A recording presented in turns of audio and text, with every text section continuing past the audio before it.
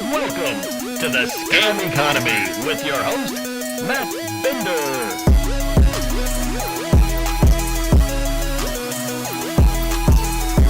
Hello, everybody, and welcome to the Scam Economy Post Show. It is I, your host, Matt Bender. How are you all doing today? Hope you enjoyed that episode of Scam Economy. It was interesting because never would have I expected that the first crypto company CEO I would have on the show wouldn't be an episode where we are butting heads. I mean, I think I let him know there's certain areas where I was skeptical up top, but also that wasn't the point he came on for. His role as really one of the leads, if not from his, from my understanding of it and the details that he showed me. Like he showed me the DAO platform they used, and he was like one of 5 people, along with a representative from the Ukrainian government, who voted on when and where to transfer funds related to the crypto donations that were raised for Ukraine, which I mentioned on the episode, just to reiterate here. And I thought his role administrating that was way more important than any sort of talking about that was way more important than me being like, so your company. But yeah, I'd love to have him on again and talk more about straight up crypto, of course, when probably when things are a little bit not as hectic for him. But yeah, I thought that, and also this, as far as I can tell, only person, and my report that was published earlier today, where I spoke with him as well, the only person who has spoken to anyone with aid for Ukraine in depth to find out what the program was, what FTX's involvement actually was. So I hope you all enjoyed. Trying to do the best I could, get you guys stuff that you're not hearing anywhere else. All right, what is going on here? What's everyone talking about here? Something's going on?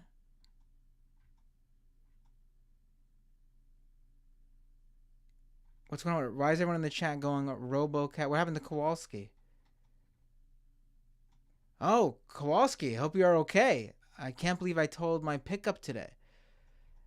Hope you're all right, Kowalski. All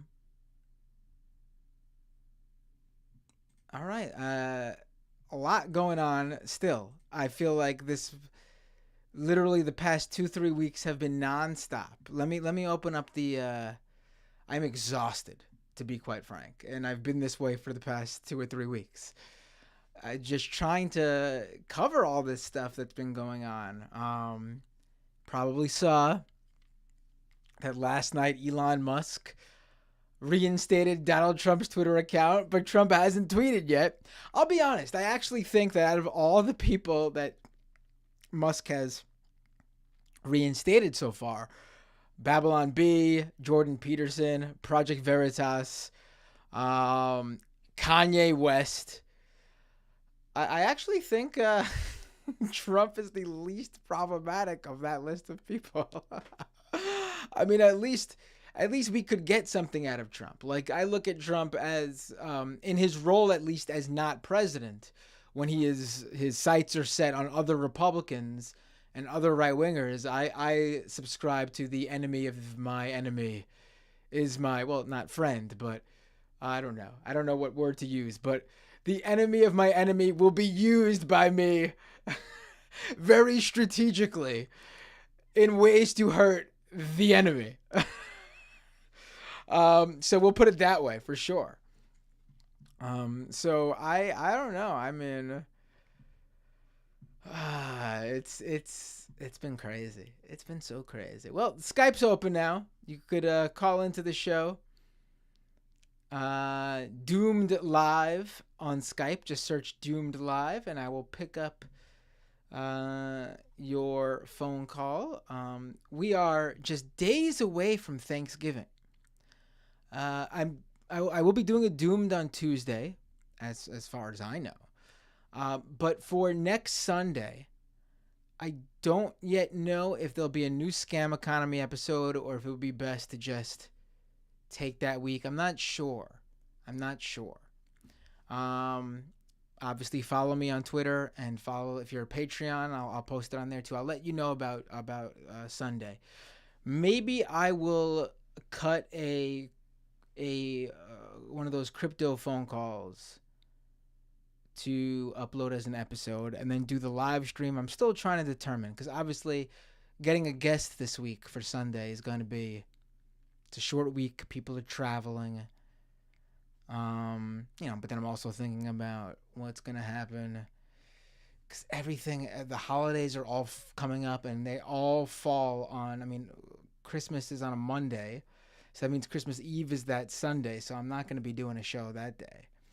And then New Year's Eve, maybe for that, maybe I will do the 22nd. Scam Economy will probably be the 22nd, that Thursday, that week. And then the following week, probably just take off. Because it's going to be a slow week anyway. That week after Christmas and between Christmas and New Year's. That's right, just figuring this stuff out with you guys right now.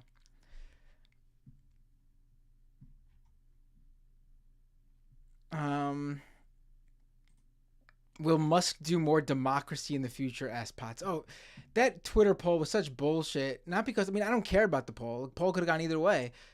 Musk was always going to bring Trump back. That's my point. He had said so back in May when he originally signed the deal to buy Twitter before he tried to back out. He said he was going to bring Trump back. He said he would reinstate Trump. That was something he already straight up agreed to do.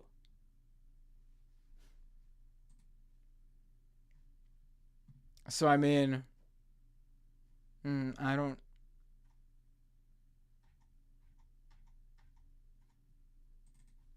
That's just the facts. Honestly, Trump being back is pretty funny. I think so.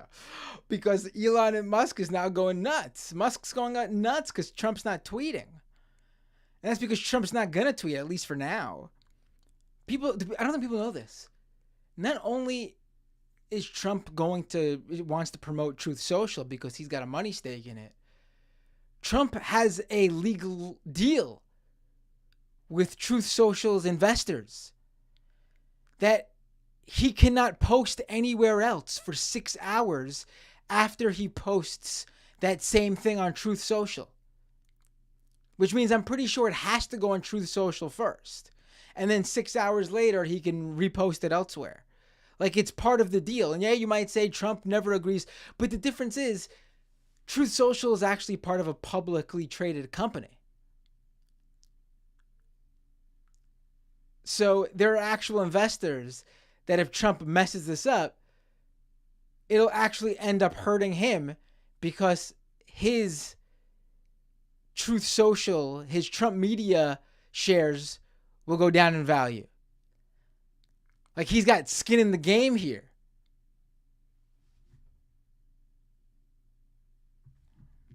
He's got skin in the game here.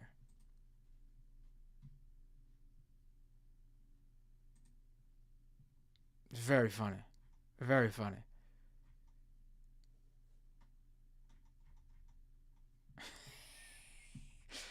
Very funny.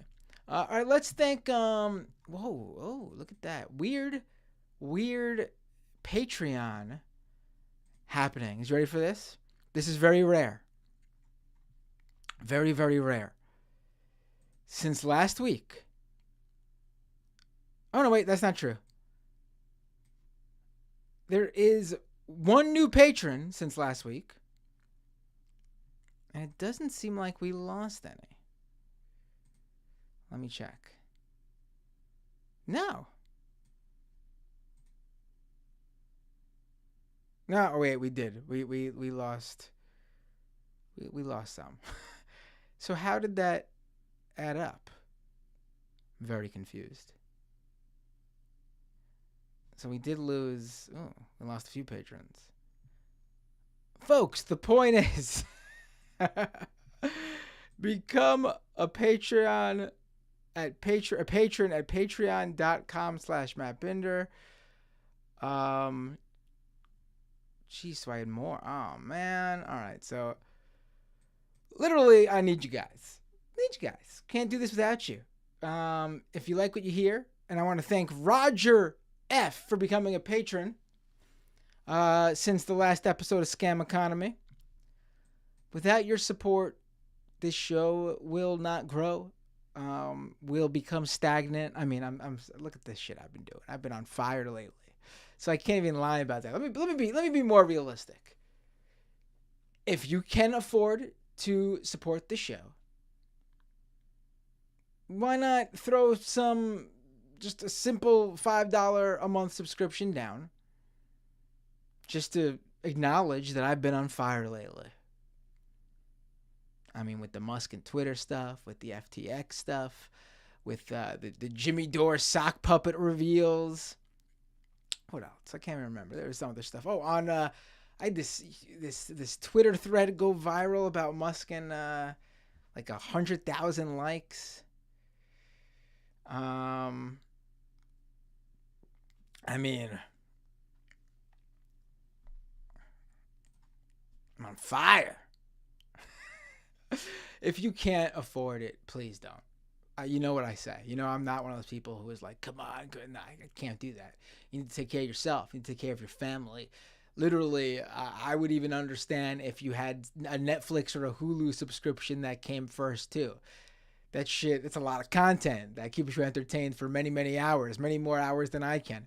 I wish, though, I was making enough, because then I would put out as much content as possible and give Netflix and Hulu and Disney Plus a real run for their money, let me tell you. Let me tell you guys this now, because this is exciting. I'm not sure when it comes out. It's been doing a short theater run. So, a good friend of mine, he was my editor. He was the guy who hired me when I worked at Cafe. I was the first. Before I was at Mashable, and after I left the Majority Report, I was at this political humor news company called Cafe.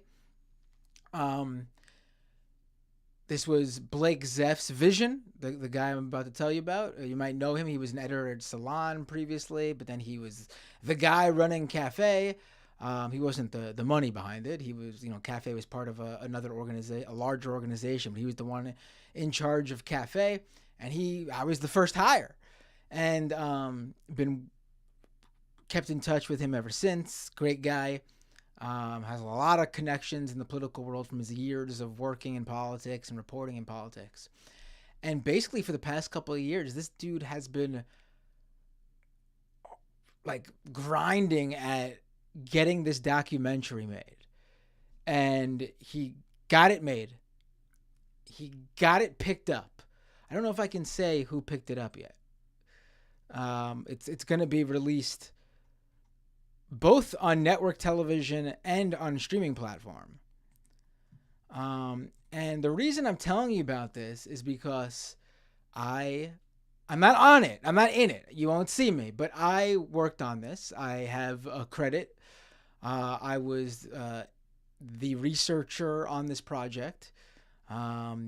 Baby's first IMDb credit. I'll take it. Hell yeah. And I just saw a screener for it. I was given a screener, and it is really good. And I'm not saying this because my work is all over it. Again, I'm not in it. But it is really good. Blake is a great host. It is really funny. It's about the student loan crisis. And he got some incredible interviews. And it's a combination of explaining how the student loan crisis is, why student loans are the one type of debt that is nearly impossible to get rid of through bankruptcy. And it becomes a whodunit. Because Blake finds out that there is a literal 2 lines in the education bill that was signed in the late 90s by Bill Clinton that made it so you could not discharge student loan debt through bankruptcy. And this documentary goes on a mission to find who that is. And he finds out who's responsible. And it really is a ride. I will let you guys know as much as I can let you know. I think it's going to be released soon on network television and streaming. It's really good. It's really good.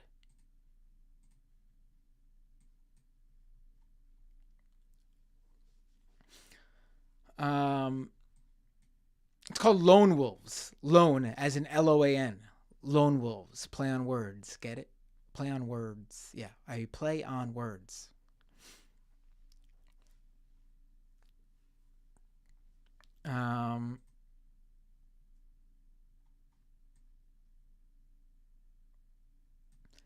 Oh, my streaming program just the am I frozen? No, my streaming programs it has a window for the comments and the comments just froze. That sucks.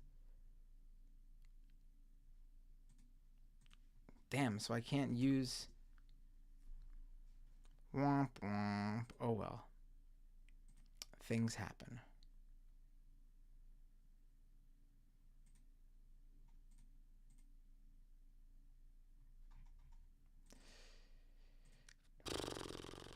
Things happen. Womp womp.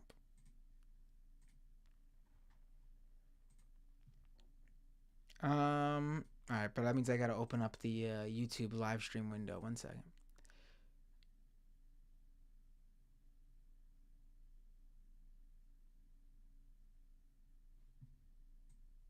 Wait, did I just freeze? No, I didn't. I guess I was just very still for a minute. Oh, got a raid. James from the internet. Thank you so much for the raid on Twitch. I multicast on YouTube and Twitch, so I missed you guys for a minute. My apologies. But thank you so much for the raid. I really appreciate it. Hello, all of James from the internet's viewers. This is my Sunday night show called Scam Economy. Well, it's the post show. The premiere episode of Scam Economy for this week already went up. It was about, I spoke with one of the heads of the Aid for Ukraine crypto donation program, basically getting down, getting the details about what FTX and Sam Bankman-Fried's role in that program was in order to really get to the bottom of these FTX conspiracy theories that claim that FTX was used to money launder money between the Ukraine and the Democratic Party. And obviously we found out that big shocker, the conspiracy theories don't add up. No proof, no evidence, they don't make any sense. But now this is the post show where I usually take calls. But frankly, I've been talking about other things before taking any calls. As always, patreon.com/MattBinder to support the show. YouTube.com/MattBinder to drop a super chat. I read all super chats.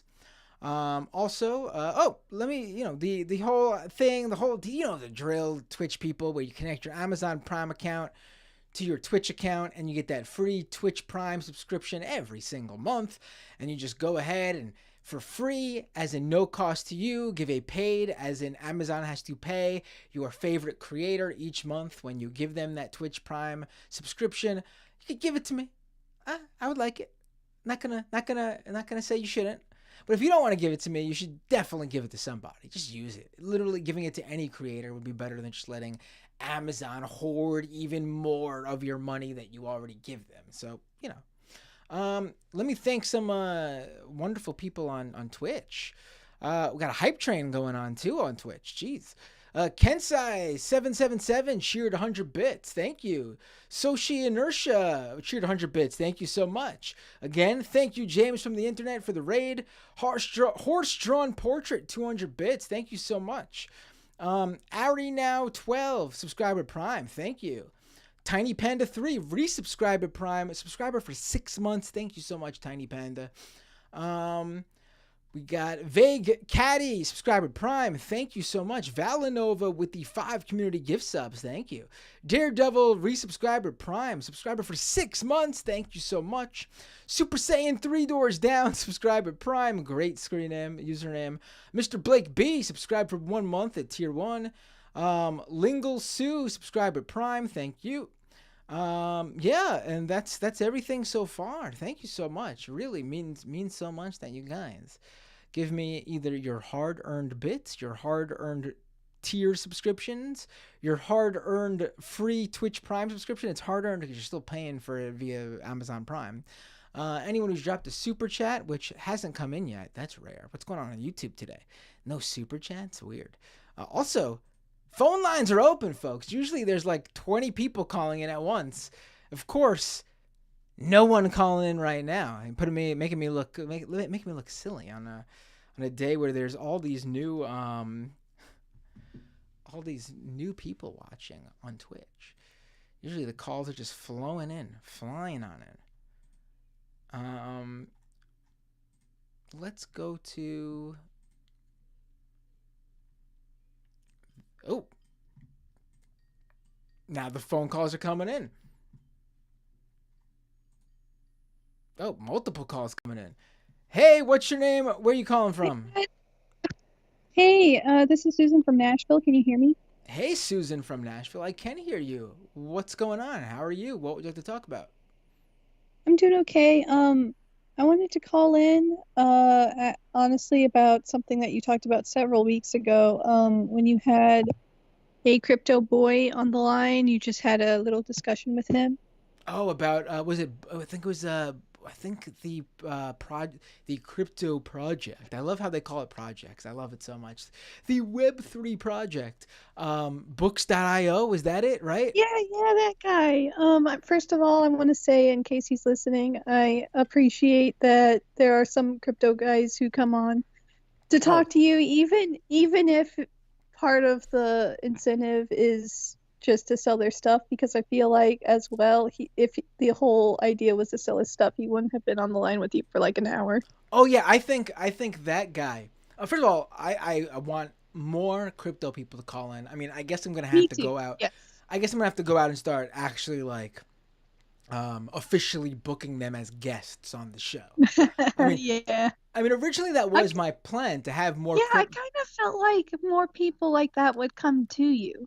Yeah, I thought so too. I mean, because I make it very easy, and you know that those first couple of months when the show launched, there were a few that did call in, and I thought all those calls were really great. I mean, we're not going to agree on very much, but I would think I was being very respectful and taking their conversation to heart and very seriously, and we were having a legitimate back to forth. It's and using that call with the guy who called in a couple of weeks ago that you wanted to the call you want to talk about. I think that guy specifically too. I think he's very legitimate in his arguments for crypto. I think he is just strictly like a crypto investor, as in like a regular guy who buys crypto tokens as investments. I believe he really does, I think he really does believe in crypto. And I had a great time talking with him. It's not, I think people are worried to call in because maybe they've seen me on like right-wing shows and how those get heated. I view the crypto conversations very different. I mean, if you're calling in to have a crypto conversation based in, your ideological libertarianism or conservatism or whatever, then obviously that might get a little heated. But if you're just calling in to talk about the merits of the technology or the financial mechanics behind it, then maybe we'll get a little bit heated, but it's nothing personal. Like, we're just having a conversation. I thought it was, and I really enjoy doing those. Yeah, I thought that was good as well. It's also possible that they're reading the chat, which can be a little more negative, and I can't imagine reading the chat while I'm talking. That's too much. So that's beyond what I'm thinking about. But I just wanted to front load with saying that I think it's cool that people call in. Right. No, I And absolutely. Oh, let me pause you for 1 second because I yeah, gotta thank over on Twitch. I'm really important. Just rated me with 365 viewers. Hello, all of I'm really important viewers. Welcome to the Scam Economy post show. Just aired the episode, this week's episode of Scam Economy, where I spoke with the guy, really the lead of the Aid for Ukraine program. That is the crypto donation program that's run in tandem with the Ukrainian government and a number of Ukrainian crypto companies. And basically, I had him on to give us the details about what FTX and Sam Bankman-Fried's involvement in that program was. And also, we went through the various different conspiracy theories going around that are, alleging that FTX was used to launder money between Ukraine and the Democratic Party. Now, obviously, I think you can come to, guess that we came to the conclusion that there are that claim is bunk. There's no evidence. There's no proof of any of this. My guest explained all the various things to me that made a lot of sense to me in terms of what actually was done and what FTX's role was. So definitely check out that episode. And this right now is the post show where I take calls. And right now we're about to have another conversation about crypto, but completely different from the FTX Ukraine stuff. And Susan is on the line with me. And Susan, let's talk about. You wanted to talk about Books.io, right?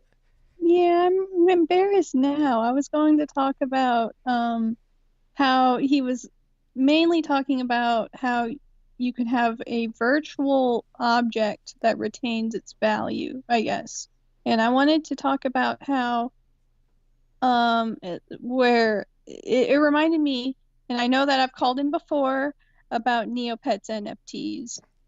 And that's the embarrassing part. That is like, all right, I know this is an old, not fun game. But anyway, what I was going to talk about is that when the Neopets NFTs were first becoming a thing in the Neopets metaverse, some evangelists showed up in chat talking about their argument for, I guess, the NFTs was that, or just the metaverse in general, was they were talking about, imagine if you had an in-game item that was non-fungible and could be tracked on the blockchain or whatever.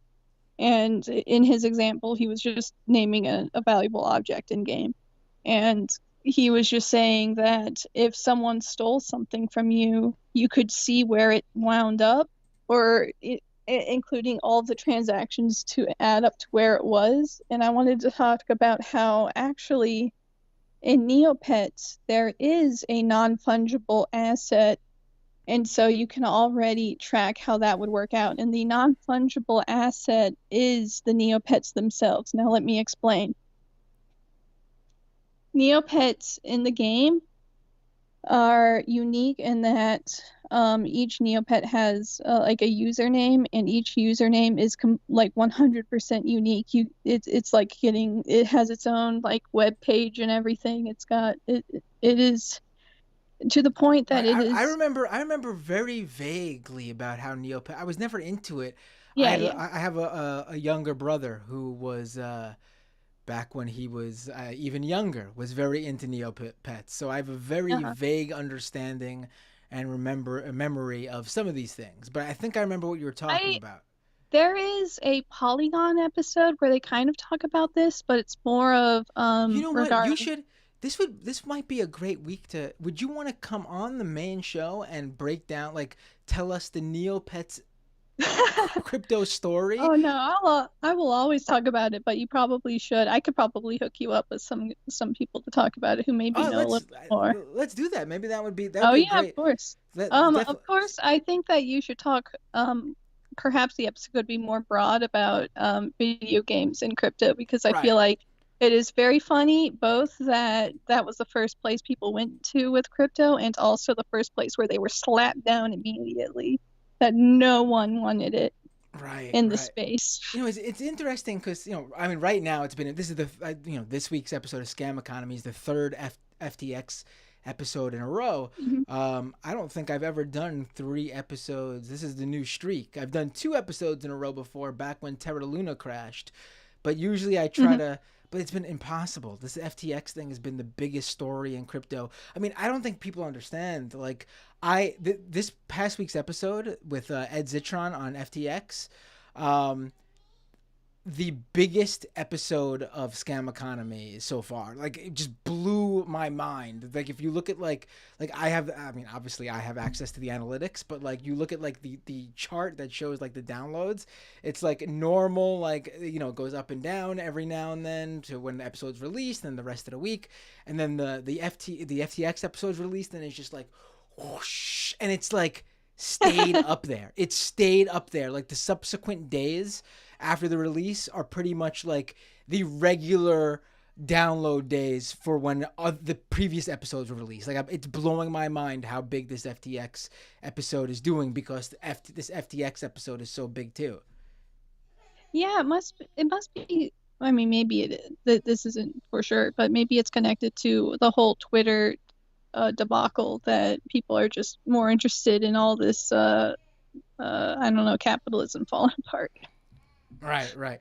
Can you hold on 1 second? I'm sorry, my daughter just woke up. Give me 1 second. Oh, yes, of course. That is. I'm giving you free reign here. Your mic is Okay. yours. Feel free. Say whatever you'd like. Tell everyone how much you hate me and how much Scam Economy sucks. Feel free. Here we go. Excellent. Glad to have the full chat. I know I said I didn't read you all, but now I'm bringing you up for the first time while I'm reading. All right. I'm not seeing anything really cool. I'm back. All right. I didn't Just had say to- anything too That's messed okay. up. I appreciate. Just had to wake. Mom fell asleep, so just had to wake her up, so she could bring our daughter back to bed. That's all. Yep. So thank you for. I actually kept my earpiece on, so I heard you just trying your best. Okay, so let's get back to why you called in, because I feel like I've taken you for a loop here. You went from wanting to just talk about Neopets to me saying, "Hey, we should do a whole episode," to all of a sudden okay. Susan is the host for 5 minutes while I deal with something. So what would you like to talk Just about? trying to be a good caller. Anyway, so I was trying to talk about this man's notion, or the person, just in general, the notion about non-fungible assets becoming practically currency. And I wanted to talk about how unfeasible that is. So, in Neopets, when you have a Neopet, it has a unique name, and that can be extremely valuable since the game is over 20 years old. Although there have been name purges, maybe a couple throughout the years, that hasn't happened in a long time. So, good names, in quotes, determined by, I guess, community members, etc., are considered extremely valuable. And that's all I'm going to do about the exposition of that. Just that a Neopet can be extremely valuable, so people trade pets as a commodity, I guess. Right. And I mean, that can be that's sort huge. of that's sort of the deal, even on like anywhere where you have to like grab a username, right? Short, Right, yeah. really short usernames, or like just straight up like dictionary word usernames. Like, if you have Oh, like yeah. uh, Oh, yeah. And at anytime sex Pokemon or at game, shit any- or at yeah. that's then it's like, oh my god, I have a great username. Like those are usually worth a lot of money. Yeah, anytime a new Pokemon game comes out, the Neopets it gets snapped up immediately. There are people who are on the ball with like copyright stuff, or etc., where they make a new Neopet based on the two new names or whatever. But what I was trying, what I'm saying is that it is a huge deal to have you know, a 4-letter name pet. Would be a huge deal. It's so short. But like, let's say, and this is happens in crypto a lot, people can be scammed or someone can steal all their apes. So All my apes are perhaps gone. All my yeah, all apes my are apes are gone. gone. Me apes. So when your apes are gone, who do you talk to? If you talk to like a centralized authority, which this person was admitting could be the case, to undo the transaction, well, you could be in an issue, because if it were a regular fungible token, they could just give you whatever item it was that was stolen from you and then freeze whoever, or like, you know, ban whoever stole from you or whatever associated accounts.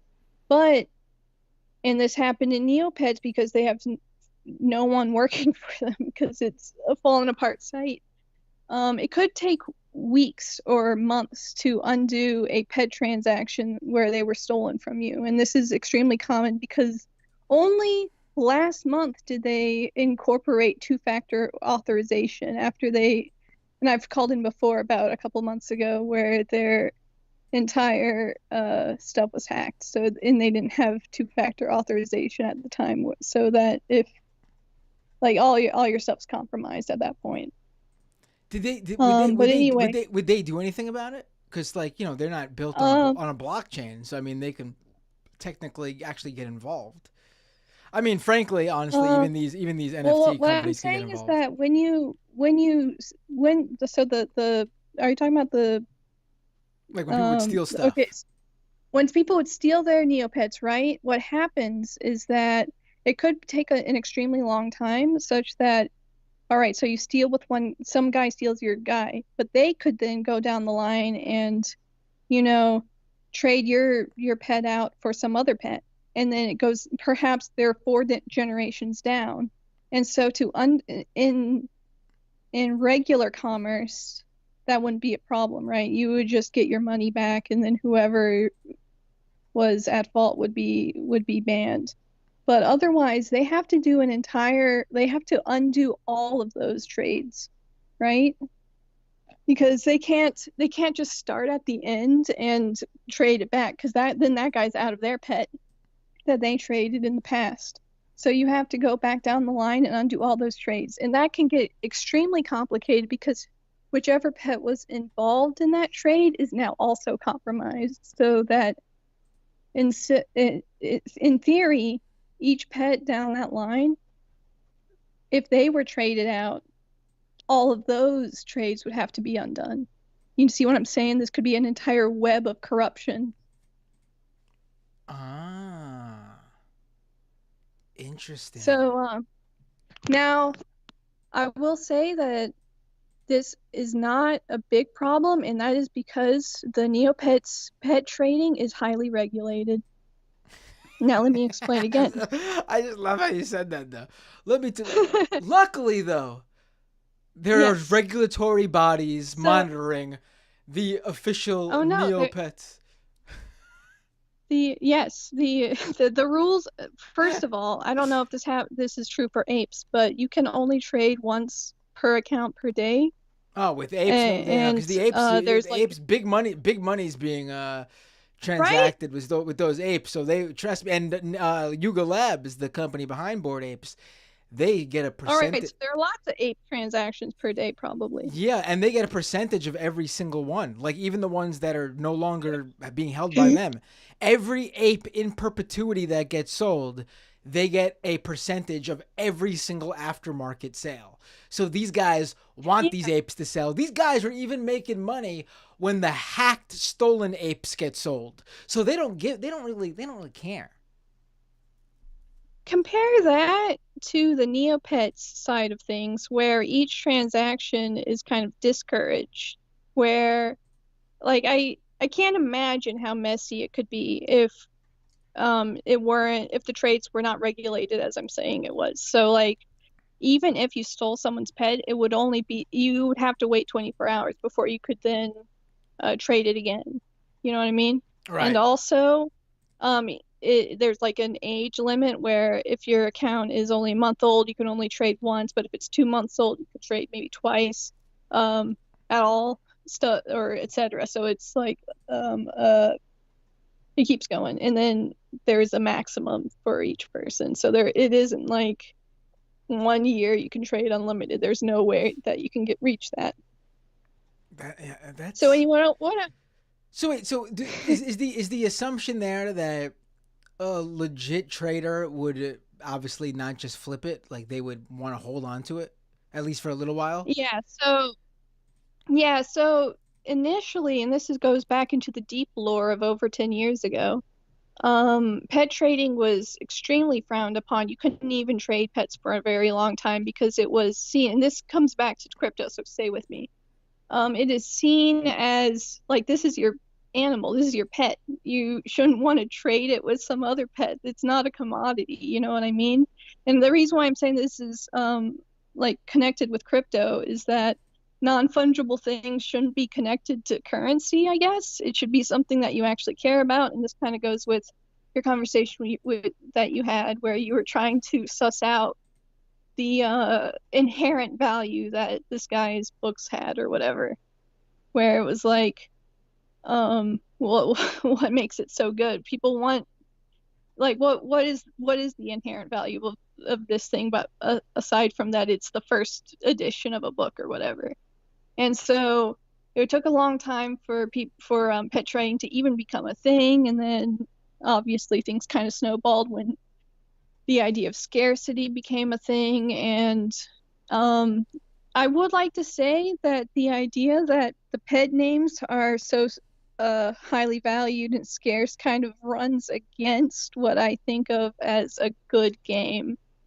And I feel like scarcity in general is not fun. So, like, in general, you should just be able to name your pet whatever you want. It shouldn't be a string of unique letters, in my opinion. And I feel like that goes for perhaps all of life, that just having this one-of-a-kind thing is not that fun or cool. Because then I'll never forget that you just hold on to it forever. Right, I'll never forget. I'm pretty sure it was a Bloomberg piece, but let's not all knock Bloomberg because this was an opinion piece. Bloomberg actually does pretty damn good crypto journalism in terms of actually, reporting on the space without hyping it up.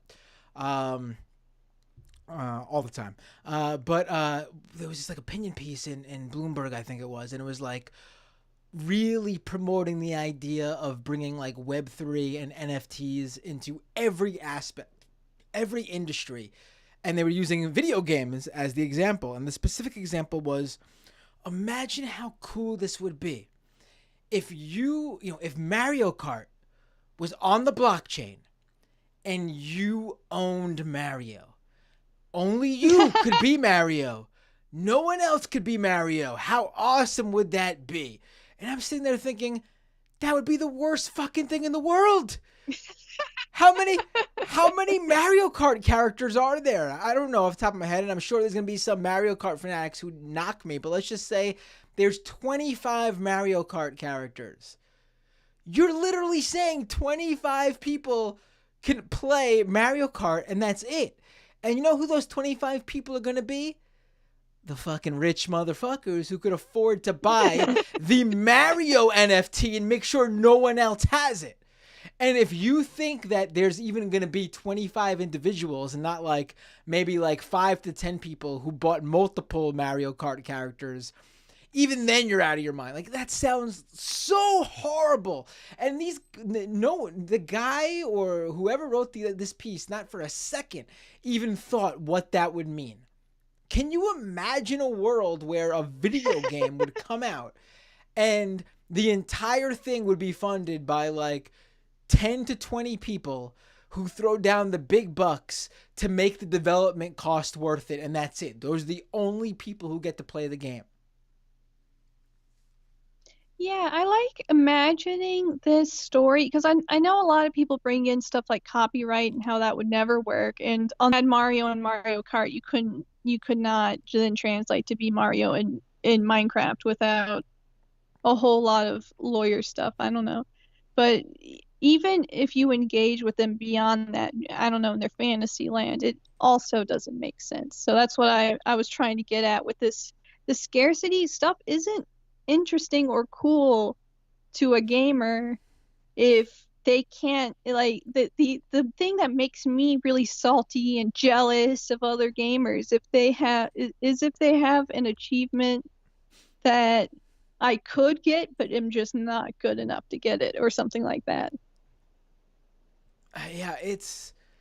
Yeah, yeah. I mean, pay to play is whack to begin with. And Yes. I don't mind the way Fortnite does it, to be honest. My son plays Fortnite a lot. I've really been enjoying watching him and playing with him in Fortnite as well. So I've been having fun with it too. But I will say that if you're gonna put out a free game and you're gonna make your money just on visual things that have no effect on the gameplay, I think that's a great way to do it. I mean, Fortnite, I think, is a great model of letting everybody play. I know they have the season pass, but again, that's mostly just so you can unlock visual items. Like, again, just like new characters, but all the characters are equal in the game. No one has extra powers or anything. So, like, I think that's the model to do it if you're going to do it. But I mean, anyway, back to what I was saying, pay to play is shitty to begin with. Those games where like people actually do get to pay and get like power bonuses that actually like level up their character and stuff like that, that is super lame. And like even gamers who do partake in that, I'm sure, even they think it's lame. And I know they hate downloadable content, like actually unlocking levels that you can't play unless you pay money. But the NFT thing takes it all that like just 100,000 steps too far. Like it is such like as much as downloadable content and all that stuff sucks, the NFT thing takes it to really a whole different universe in terms of like how terrible of an idea it is. Yeah, it's really bad. It's hard for me to describe to you how mediocre the Neopets metaverse is shaping up to be. They had I think today was maybe, or not today, but this month was the Neopets 20-somethingth anniversary, and the Neopets metaverse released like an alpha version of the game of their Neopets metaverse game, and it is so mediocre. It's hard for me to imagine even what they're looking forward to. Someone pointed out that I think last year was the same time that they were first minting their NFTs, and it also corresponds to the same time that Solana, the I guess the cryptocurrency they were using associated with their NFT, was also at its peak. So it seems to be all going downhill, and I don't really know what the plan is. Right. I mean, it's funny that we're thinking about it. We're actually here. We are talking about like NFTs in video games. And we really should mention that we're literally talking about something that is yet to even take off. I mean, no, even that's pushing it too far because saying take off means there are many different examples of this. We're talking about something that is yet to even be realized. There is you could probably count the number of actual playable NFT video games on like your two hands, and every single one of them suck ass. Like they're all really shitty, like sort of like, just paint by numbers, old school like 90s flash type games. Like none of them are good whatsoever. Yeah. I mean, it's the whole thing is so ridiculous. It's going to make so let me explain to you what Neopets could be doing with their money. So like, okay, the entire site, you remember Flash, how it died in Chrome?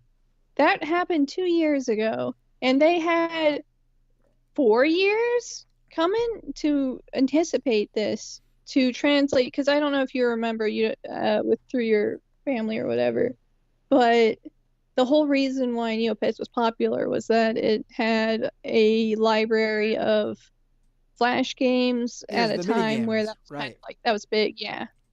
And that was the whole thing. If I remember correctly, the actual pet thing was like almost just like aesthetic, like actually raising Oh them. yeah, it's You didn't. almost an afterthought. Yeah, like Like, it's just there, but you're playing it like the mini game experience is the absolute same for everybody, and the pet is just like an avatar. oh yeah, so that's why I was into it. I wanted to get the best scores in these mediocre Flash games. Um, yeah, so they have translated perhaps 11 of them. I don't want to, I'm not trying to exaggerate or something. There were over 200 Flash games on here, and they've translated a handful of them. And even the ones they have, they don't have high scores for them anymore, which is the way that you achieve trophies, which was half the reason a lot of people were playing. What And happened? Why it's a don't they little, have it? They just like lost the they didn't keep the oh no, database or something. they had been promising that they were going to translate everything to HTML5 for years, and they were like, okay, the important games that people actually play every day will be translated so you can get your daily prizes or whatever. And then also the ones associated with different other avatars or whatever would be translated. And it's like not really happening, but people, and this is shameful, but the Neopets Discord has their own workaround where you download an extremely sketchy browser along with their personal program and different mods to download. I was feeling like an actual hacker to be able to, on the other side of the site, send my scores anyway, and they're still accepting them. And since no one's doing it, I'm just raking in the trophies. But anyway, it's like it's messed up that that's what people are doing right now, trading the in like it's sad because there's the FAQ for the other fans where they write, "Is this safe?" And the people doing it are like, "No, it's not. It's not safe. You shouldn't do this on a computer with anything important on it."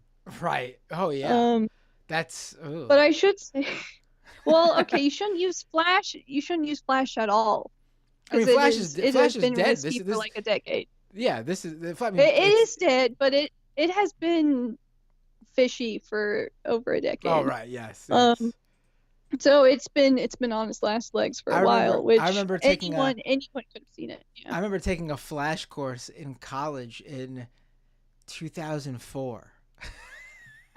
Yes, of course. It was Oh, that's when Neopets was huge. right, I right, was yeah. gonna say, I was gonna to take a huge issue because a few episodes ago you were talking with someone hating on Pirates of the Caribbean, and I was like, bruh, Neopets was at its height at Pirates of the Caribbean. Pirate stuff is all people my age love because of that. Like everything, like because Pirates of the Caribbean was huge, they did all the pirates. Neopets has a lot of pirate stuff in it. For some reason, all the lesbians my age are into pirate for that reason. Anyway, what I was saying, it is extremely outdated, but on the flip side of that, it has way more users than it should be for how in shambles the entire site is. Like there are a lot of and I'm not one of these people, but a lot of dedicated players spend a whole lot of money on ways to like dress up your pet or other customization stuff. So I feel like that's the whole reason why I think it's a Hong Kong based company called NetDragon even invests in it. The whole I mean, I'm sure. meme is that I'm sure it's yeah, still making a ton of money it because is there are it's some. way more money than you would think. Yeah, no, It's I way mean, more money. I don't even more. I don't even. I mean, I'm not gonna name a number, but I'm not surprised it would be making a lot of money because there are certain legacy internet sites that just like no matter what are never going anywhere, and like they could last forever, never changing a thing, and people for like nostalgic purposes would just keep on going back, and something like Neopets, which was that big, I mean, it does not surprise me at all. I thought that Neopets would never go down, but when lurking their NFT hell tab in their Discord, there are people speculating that the idea that they're bringing in all this NFT stuff is sort of maybe they'll use that as their excuse for why the site's gone for good. And in the past, things like Club Penguin has gone down, and there's precedent for that.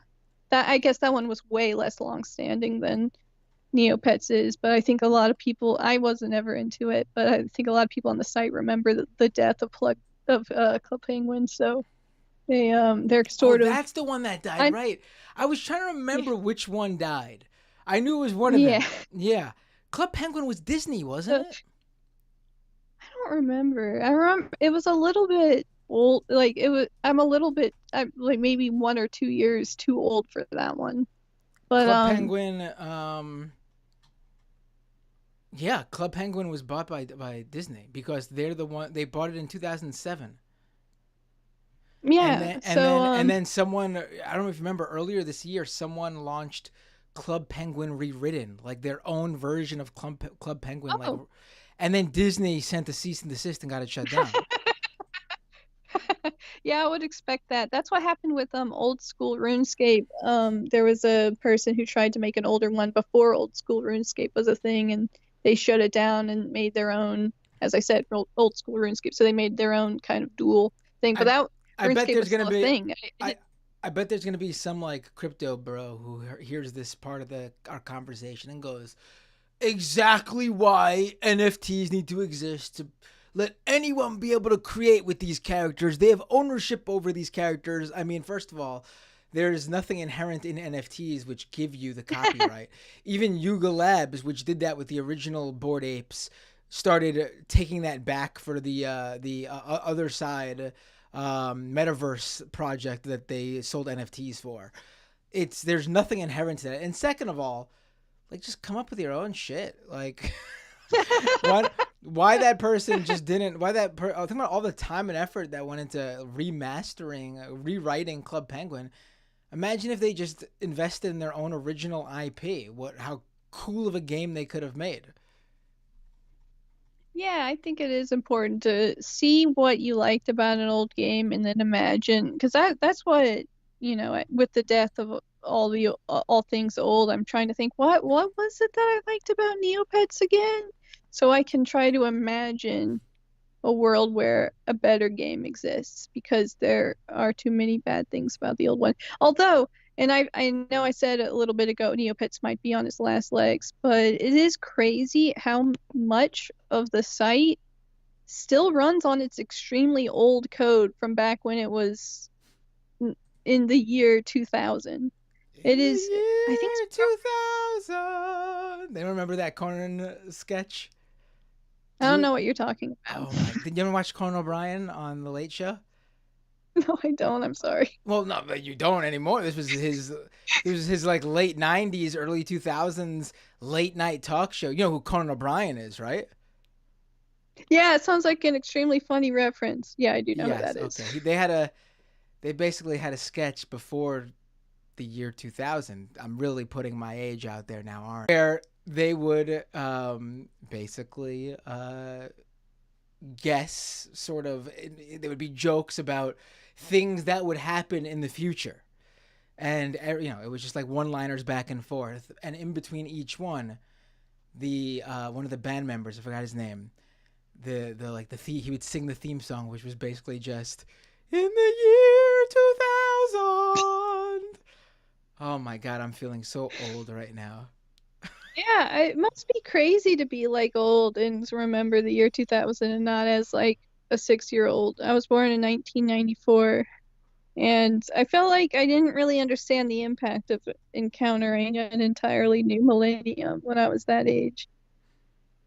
Yeah, oh my god, I gotta go cry now. I can't believe I'm talking with someone who's too young to remember Conan O'Brien on The Late Show. Oh no. Oh, no, I know who that is. Don't worry, all right, old man Well, Bender. you probably know who he is now, because he then went Yeah, ahead I know and he hosted The is. Tonight Show for a bit before he got kicked out, and then which was a whole thing.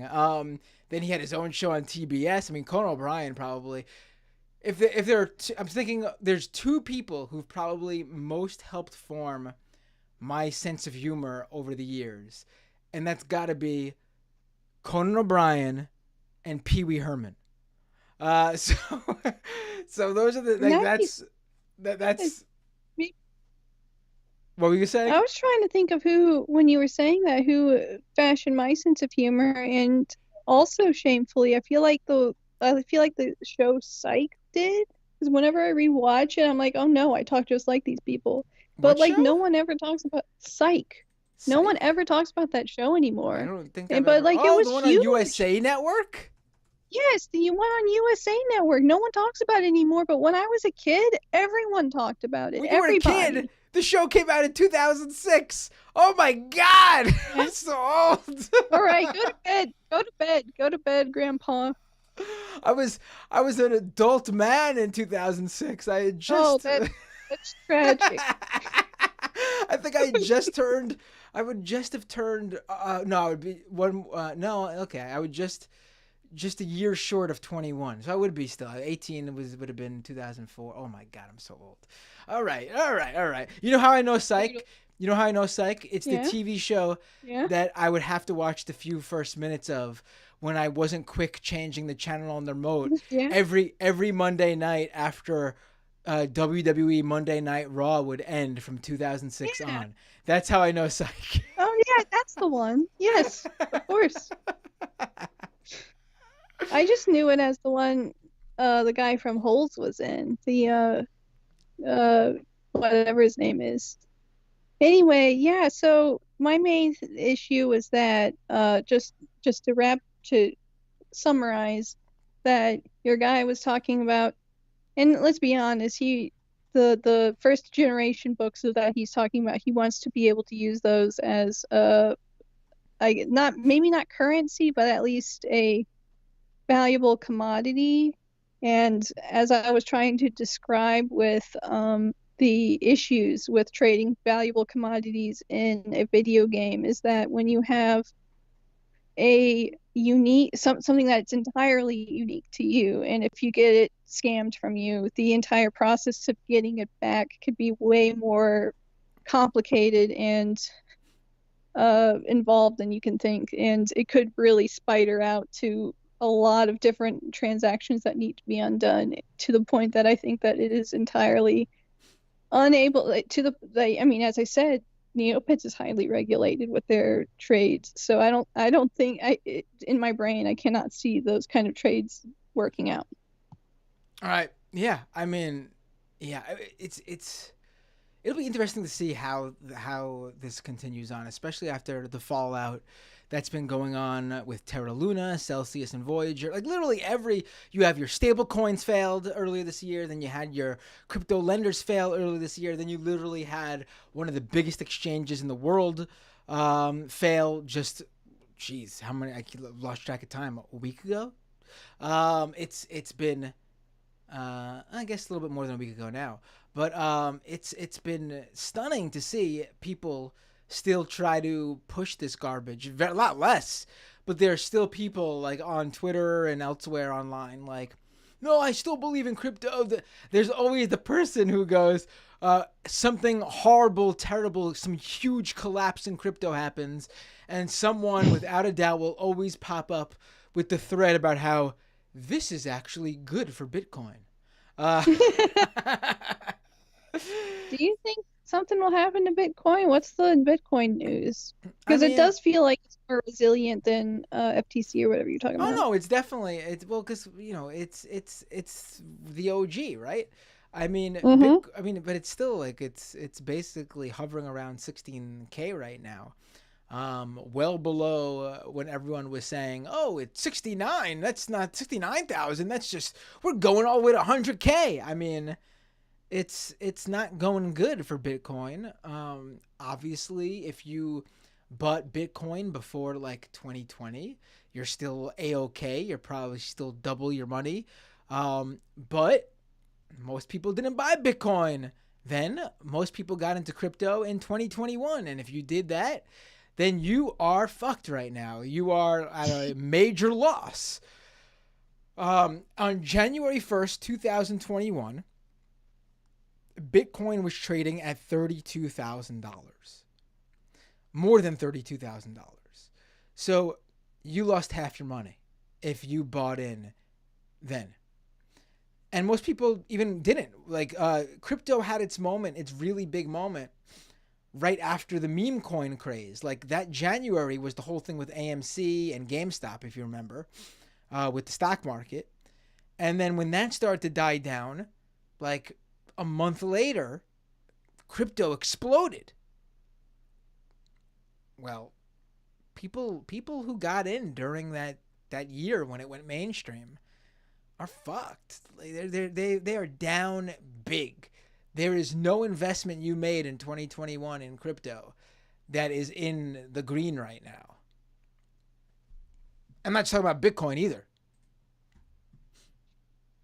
Yeah, I don't really know what people are hanging on to right now. I'm reminded of, I think, a clip that maybe you had shared on Twitter where some crypto man was breaking down, and all right, the Oh, I clip was a forgot little about. Oh, sad but a little bit I funny. got All it. right, all right, I I got, wasn't trying to hype it up, but it was a little funny. Maybe you should play it after we hang up, I but it did was, see oh, it. I did see that. I totally forgot about it. Thank you for the reminder. I don't know if yeah, it's something that's like I was like I watched it and I was like, "Oh my god, this is great." And then like afterwards I felt it's one of those things where like you actually really start to feel actually bad, like if you have I'm if you feeling have bad. empathy, if you're an empathetic, if you're a human being that is able to display emotions, you just can't help but all of a sudden just be like, "Oh, that's actually really sad. This guy is crying Yeah. on camera." It did Um, sound like it did seem like he was a true believer, and then equally awkward is whoever his co-host or interviewer, I don't know who that other guy was just trying to keep it along and trying to have some neutral conversation, but the guy was like breaking down, having a serious moment. oh yeah, It was that a lot. that other guy He on was that not giving him anything. that other guy in the feed did not give a shit about that guy, the crying guy's emotions whatsoever. It was really like the most awkward thing. Like, listen, if you are, if the relationship was that I was the host and the other guy was like his guest and he was like doing a journalistic interview or whatever, like trying to find, then I get it. That's totally fine.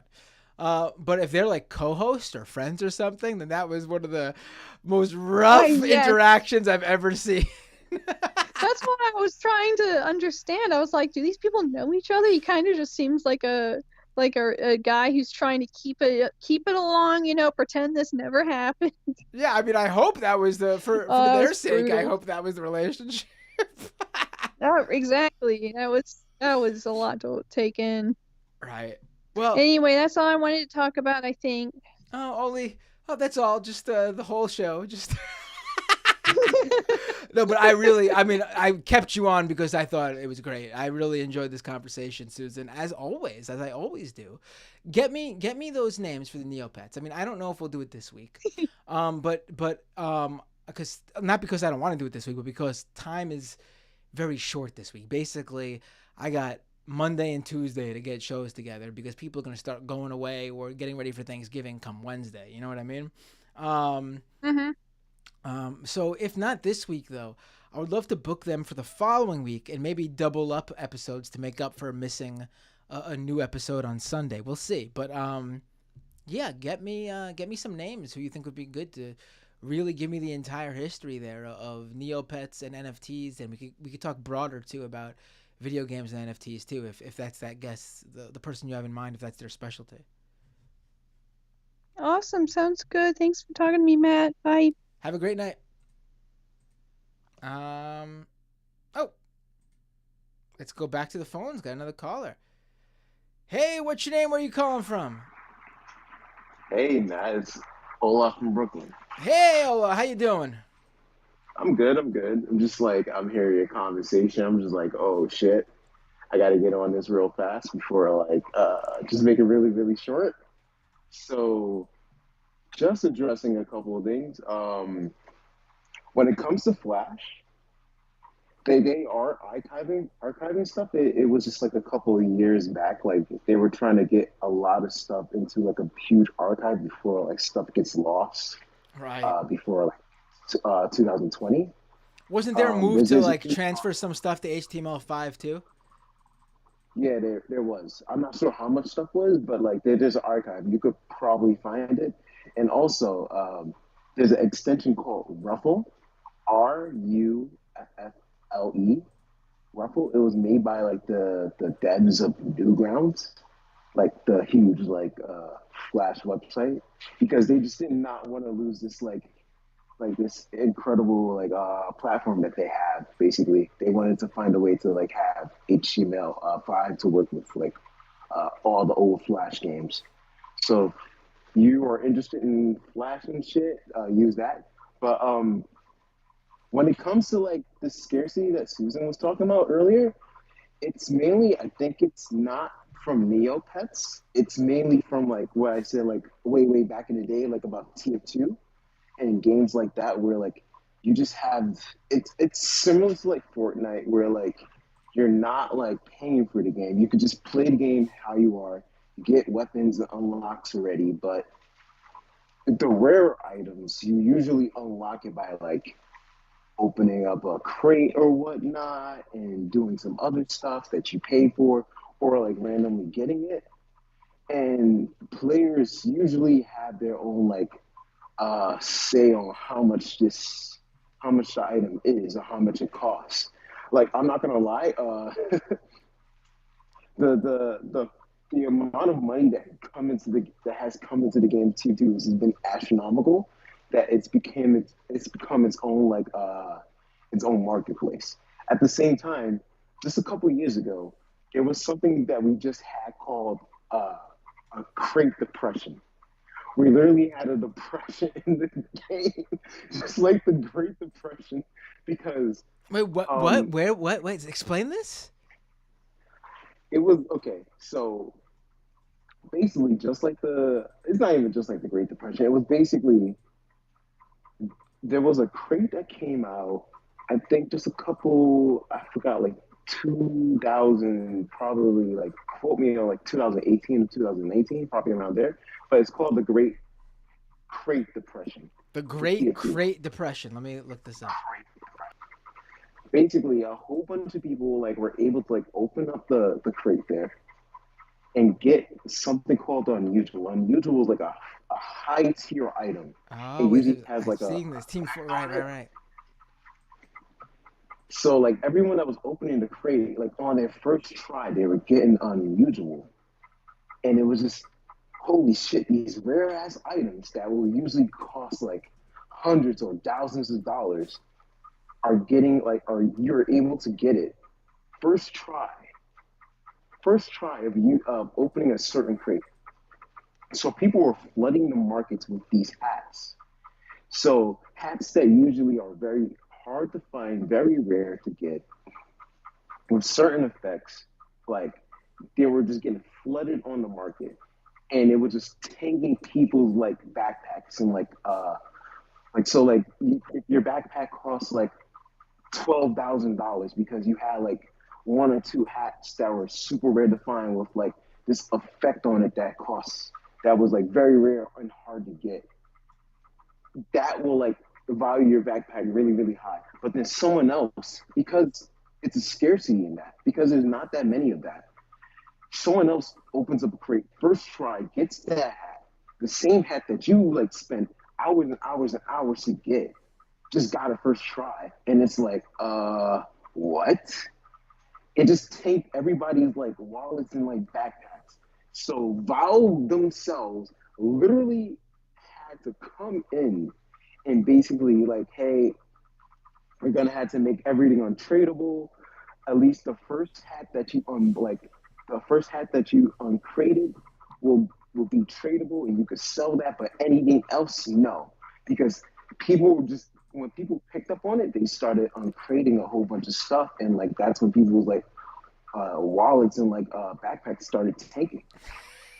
So when when you want to look at like the whole scarcity market, I advise you I don't think it's Neopets.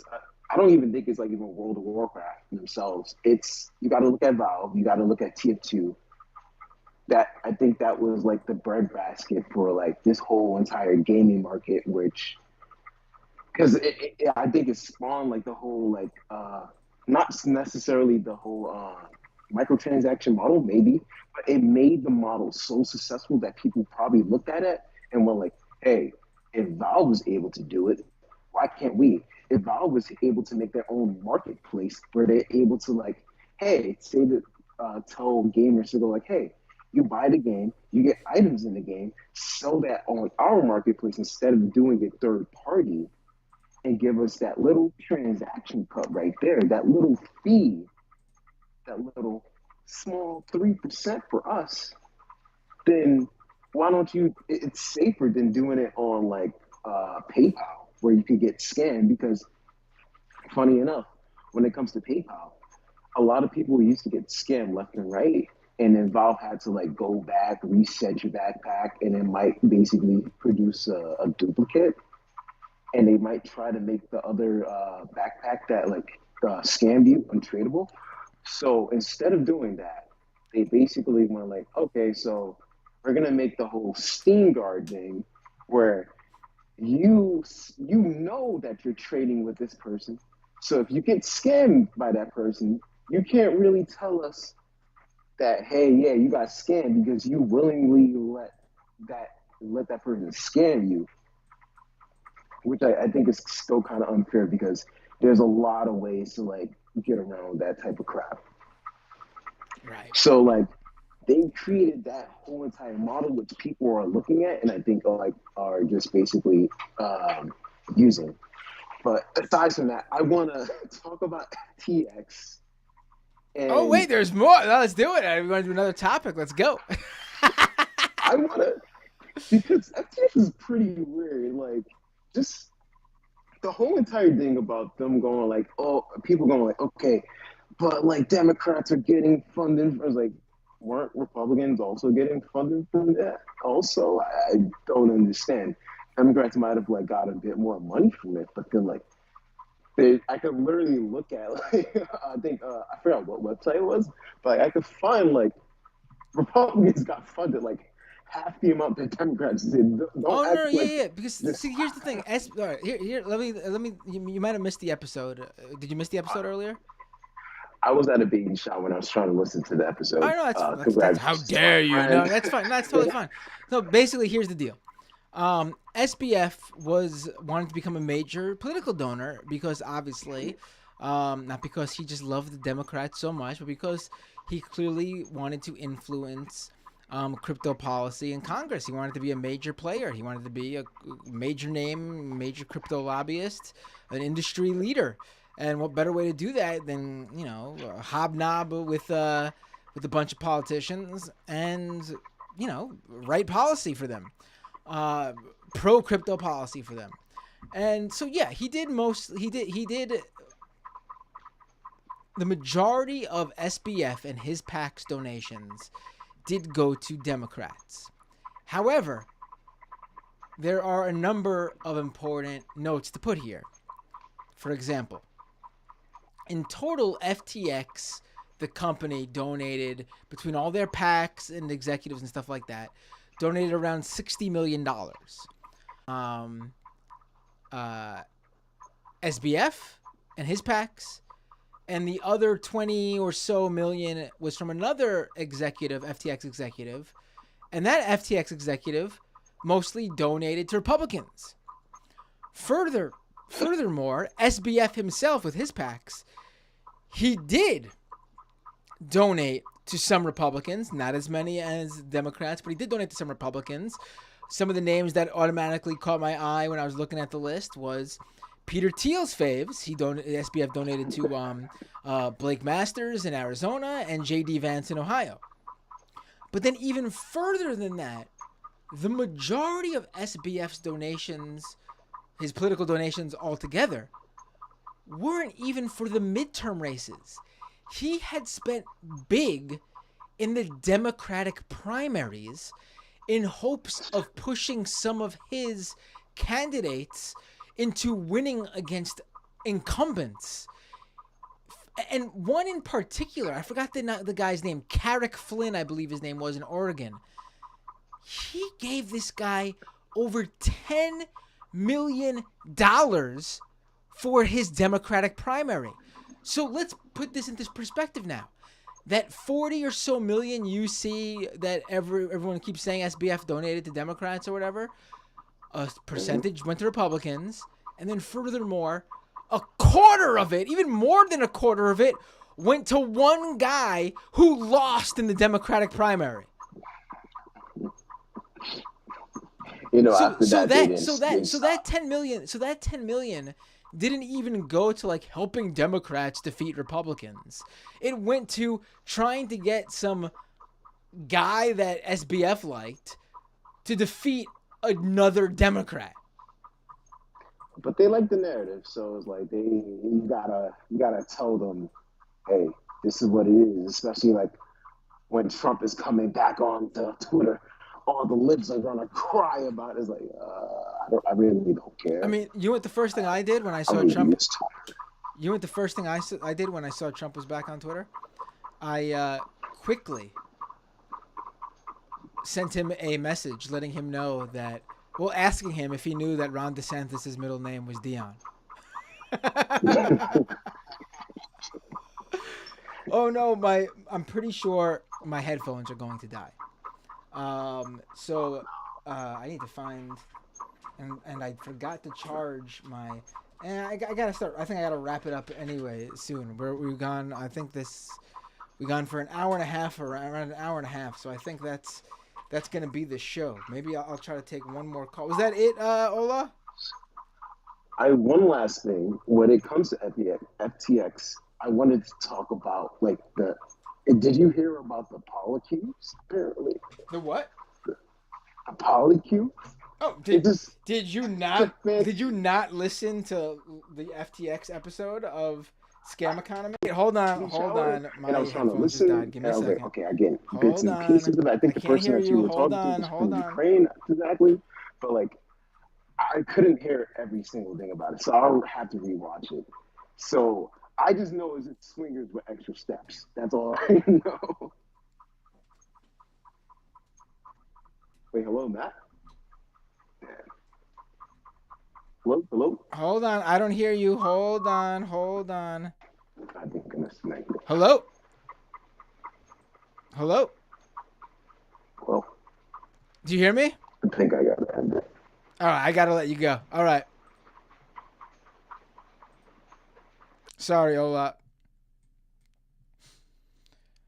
All right, let me do one or two more calls, depending. We got to keep them short, though, okay? I want to get as many people as possible. So just one or two more calls here. Oh, everyone else who tried to call in, I lost. Oh, here we go. You know, this might be the last call because it's a perfect call to sort of end the night. Hey, what's your name? Where are you calling from? Hey. Kowalski. First of all, Kowalski from Nebraska. Kowalski from Nebraska. First of all, I have to ask, are you okay? I saw in the chat earlier you said you got into a wreck. Yeah, that's actually what I wanted to call in and tell everyone. Buckle up. Very good call. Yeah.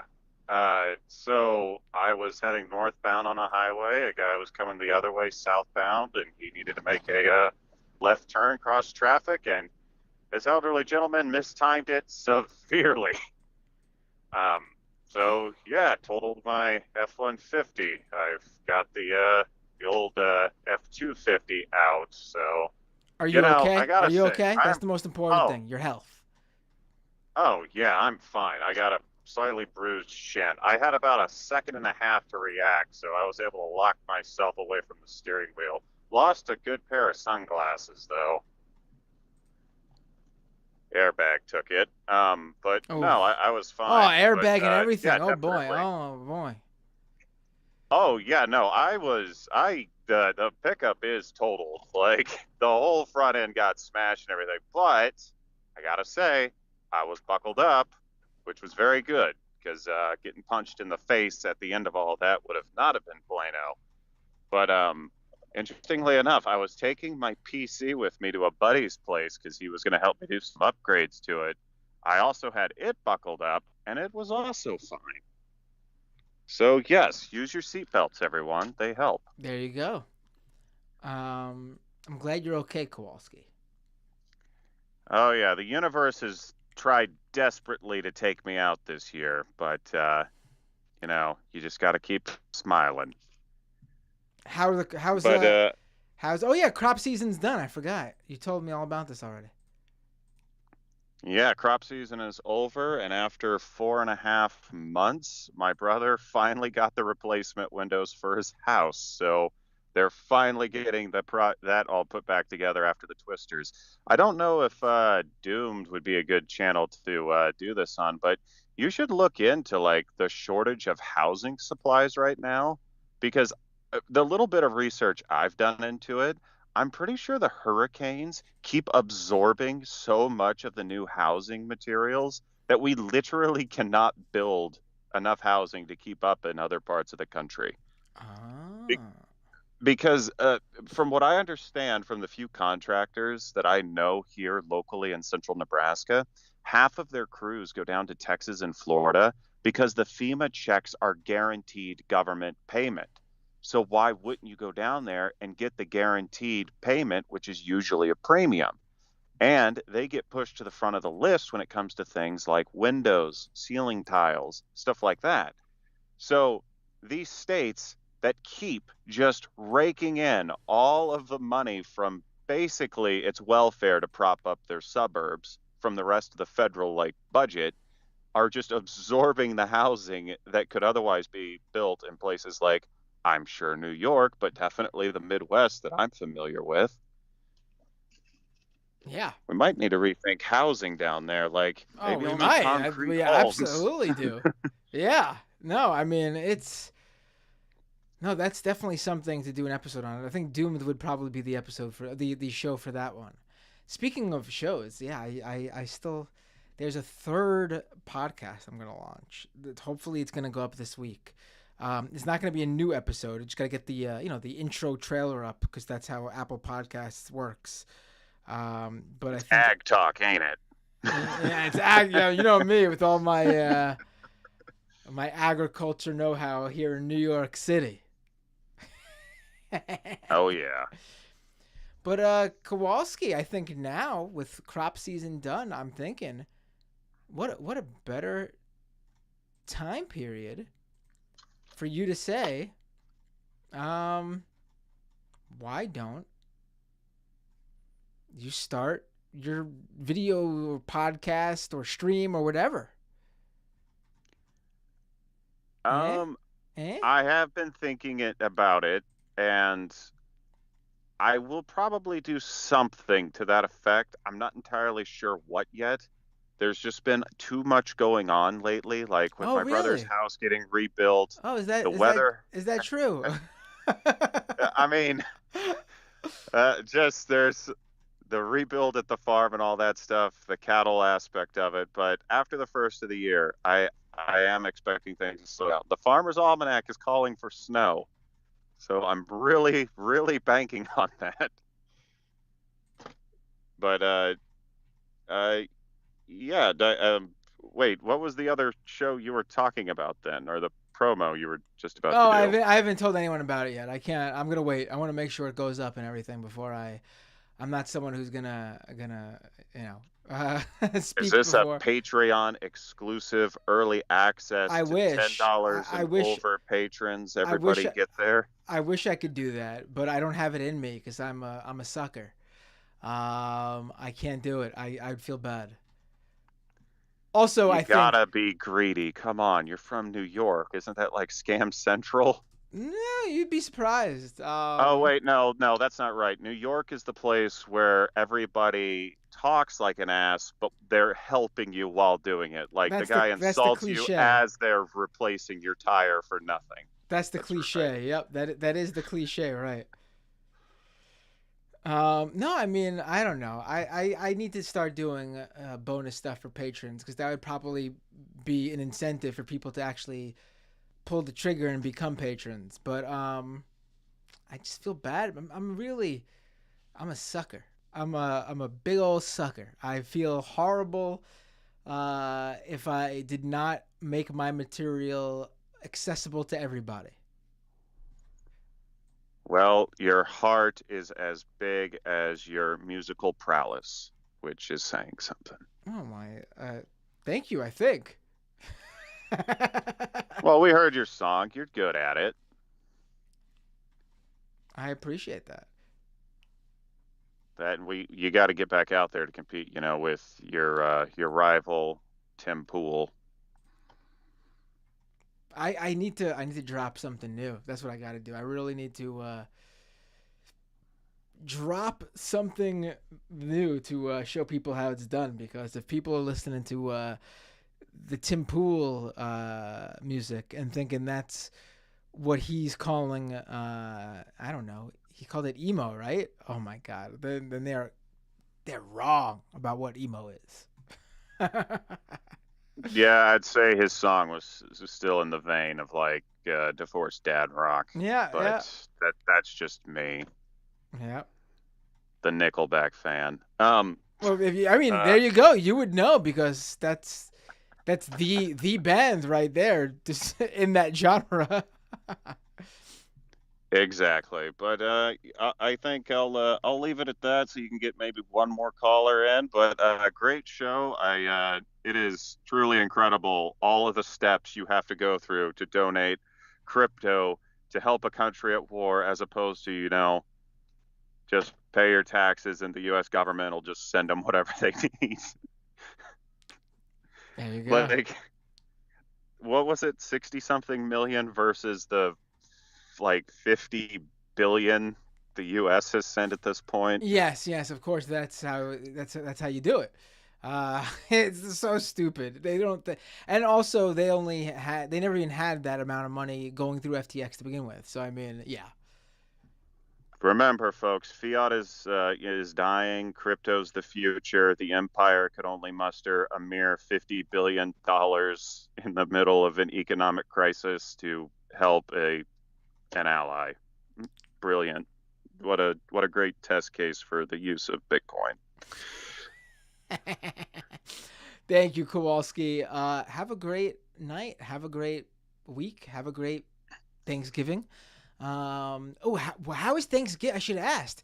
How is Thanksgiving on a farm? It's got to be real, like, it's got to be legit, right? You got to be like, that's got to be the most legit Thanksgiving meal there is, right? Well, we don't slaughter our own animals usually, but I mean, we have a pretty big get together. Usually we go to this year it'll just because of all the stuff going on here, we'll probably go to my brother's in-laws place because they usually get everybody together. We'll probably have like 30 people together for it. So, just a little get together. Just a little get together with 30 people. All right. Love to hear it. Good for you. Big Yeah. family. Yeah, definitely on their side. Ours kind of dwindled there for a minute or two, but yeah, I'll leave it there. Just remember, folks, buckle up, pay your auto insurance, and yeah, I guess look twice before turning. There you go. I'm so glad you're okay. Really, that's the main thing. The car could be replaced. The Kowalski cannot. Have a great night, my friend. You have a good night and have a very good Thanksgiving. You Bye. too. Bye. All right. Okay. There's a bunch of people trying to call in. I will take one more call. One more call because I'm looking. There's not a lot of super chats. I think there's just one actually. My God, wow. Slow night for super chats.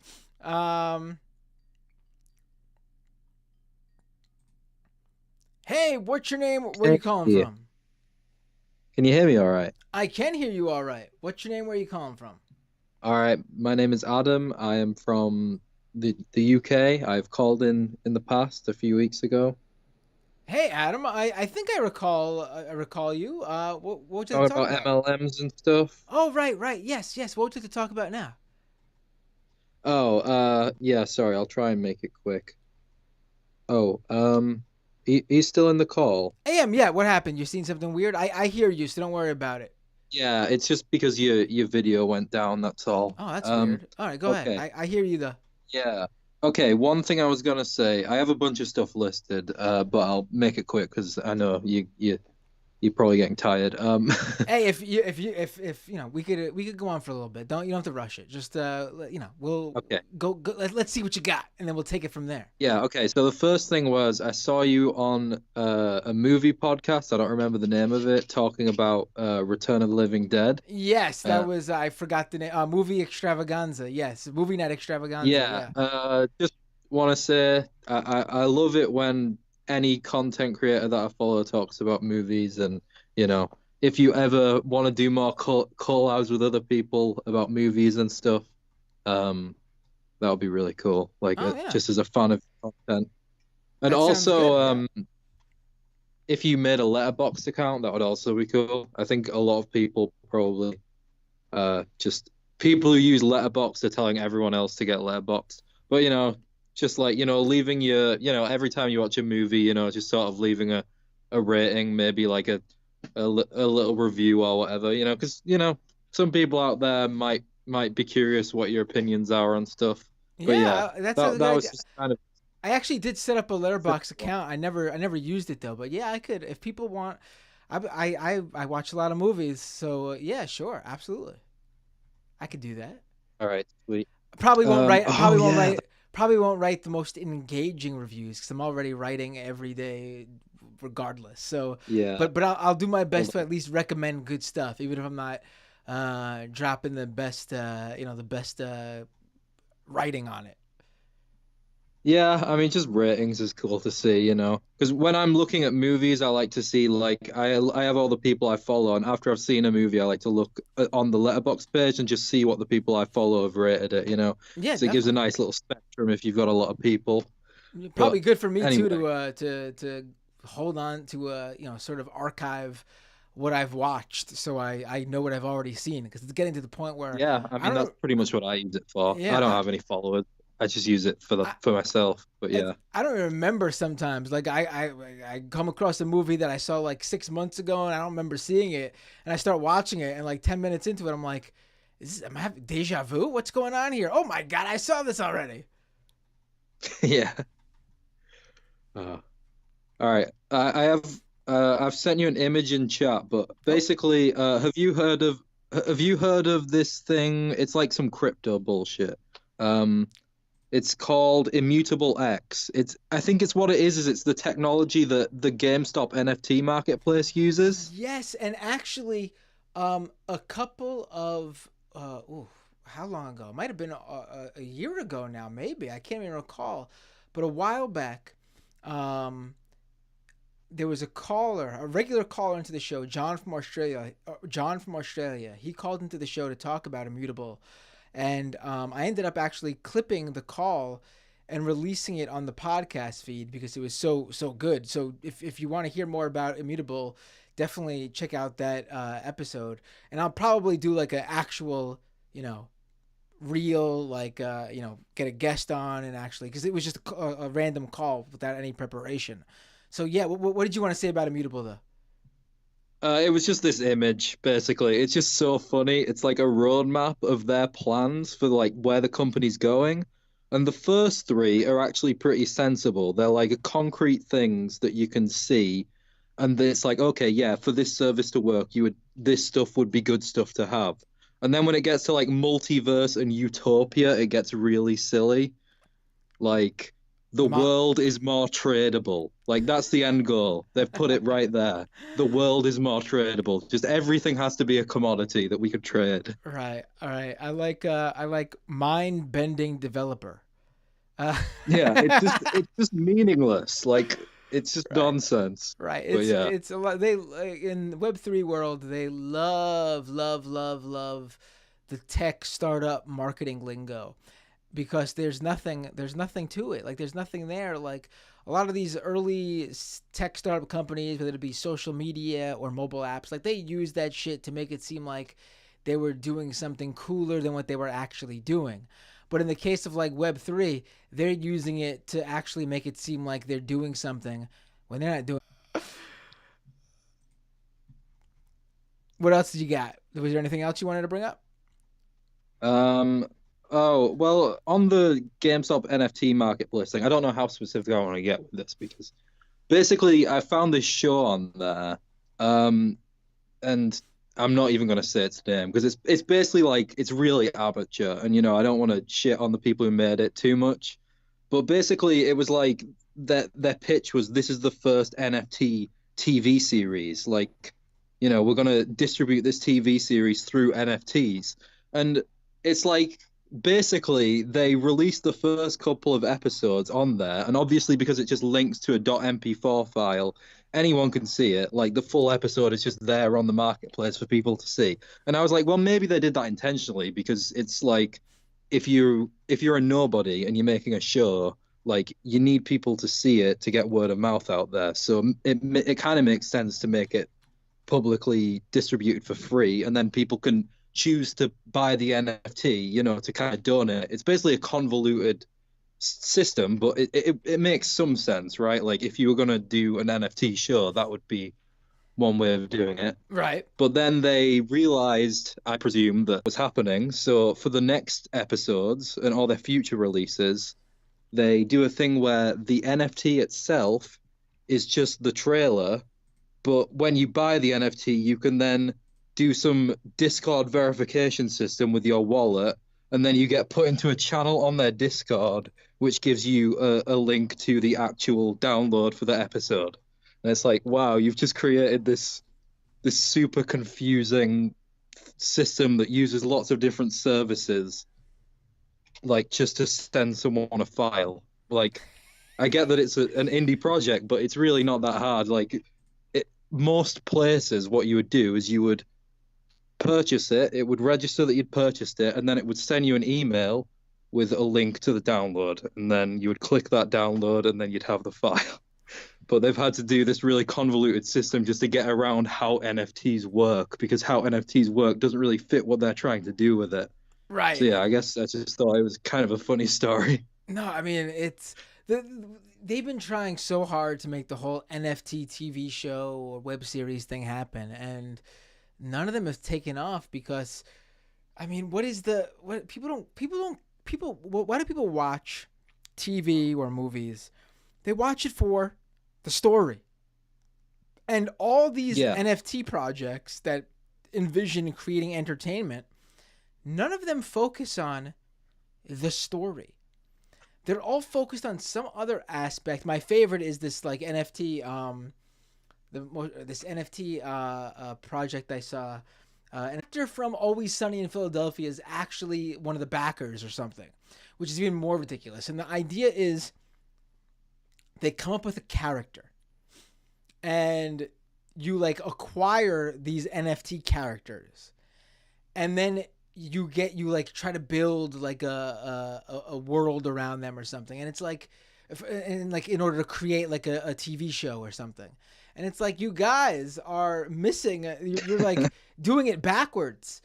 Characters are only. It's basically like. Characters are only. Buy in. Yeah, characters only mean anything. Like the idea of owning a character, like the Bored Ape stuff too. Like, oh, look at this ape character I have. No one cares about any of these characters before there's a story that involves these characters. Like fucking Luke Skywalker, Darth Vader, or Obi-Wan, Yoda. They're nothing without the story. Like without Star Wars, the story, those characters aren't worth shit. It's the story that made them household characters and stuff like that. Like the idea that you would know any Spider-Man, Superman without the stories, no one cares about these characters. So I mean, like they just have it all so backwards. Yeah, and also another thing with that is it sounds like you kind of just sort of crowdsourcing ideas, you know. It's like it's kind of a lazy way of storytelling, you know, just like, okay, if you pay me, then I'll take ideas from you and just put whatever suggestions you pay me to put in. It's quite a lazy way of doing things, you know, if you're actually trying to create something that's worth watching. But yeah, this thing that I'm talking about, it's like probably closer to what you would want, I guess, because it's not a show about NFTs. You know, it's not actually an NFT circle jerk. It's basically just a really amateur series that has nothing to do with NFTs, and the way they've decided to distribute it is with NFTs. And also, what they've done is to make their NFT venture more profitable, I guess, is they've done a bunch of really silly derivatives, like you know, like screen caps of the show with like, you know, some really bad Photoshop filter on it, and they sell those as NFTs, you know, like, oh, you can have this part of the show, or like, you know, like behind the scenes videos, you know, you can have those as NFTs, you know, that kind of thing. But it does actually have a story that is independent of NFTs, you know, so I'll give them that. At least they haven't just tried to make it like a show that only exists to pander to crypto people. But at the same time, right, I've been on the Discord and no one even talks about the show on there. Like they say, oh, it's great, I really love this project, but no one's like talking about the scenes or their favorite characters or like anything that would imply that they're actually fans of the show. And Right. because it's such a small indie project, They're just you'd talking. think these people would do it. They're just talking about how it's NFT related. Pretty much, like they seem to just like the idea of it more than actually liking the show. I mean, And you know, I guess you got to start somewhere, right? yeah, I mean, maybe, but it's just such a flawed like business model because, like, you know, I guess if you're already like really well known, it could work, but like it's kind of like I think you had a caller like a few weeks ago talking about this idea of like buying ebooks through NFTs, and you pointed out, well, if I'm like trying to get a book out there, I want many people to read it. Like making it exclusive is actually bad for me because I need exposure. I need people talking about it, and I need people reading it. And it's the same kind of thing with making an NFT TV show. Sorry, that was hard to say because there are too many T's. But yeah, it's the same kind of thing because it's like, you know, how is anyone gonna hear about it? Like, it's really hard, like just making a TV show from scratch with no studio backing, no advertising, no one knows who you are, no one knows any of the actors, and you're just making it even harder for people to find out about it because if they want to watch the episodes, they have to buy an NFT and they need to understand how to use GameStop Marketplace and whatever wallets are connected and whatever, I guess, like Ethereum, you know, they need to figure out how to get Ethereum. You know, like even if I wanted to watch the show, I'd have to go through so many steps just to get to that point. Right. It's like they want to make things as hard as possible for people, and that's just not how you successfully spread some sort of new anything really, whether it be technology or you know, a TV series or whatever. You want to make it as easy and simple for people to find as possible, but they don't seem to get that very simple, straightforward idea behind it. Yeah, I've kind of become a bit obsessed with this show. Oh crap! Oh, hello.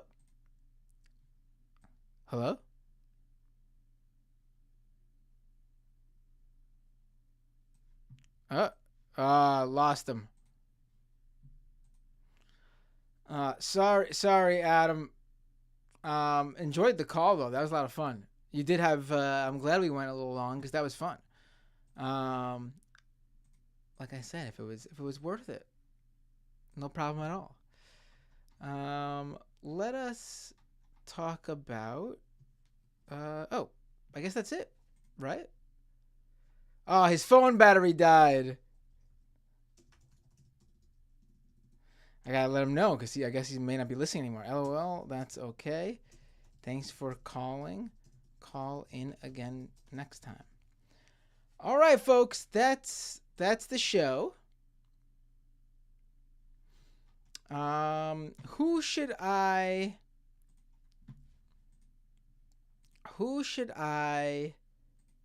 Raid on Twitch. Oh, we did get one super chat. I don't know what happened with the super chats. That's weird. Peter Shul with a super chat. Matt, thanks for your support of Ukraine and just an overall commitment to accuracy. Oh, well, I appreciate that.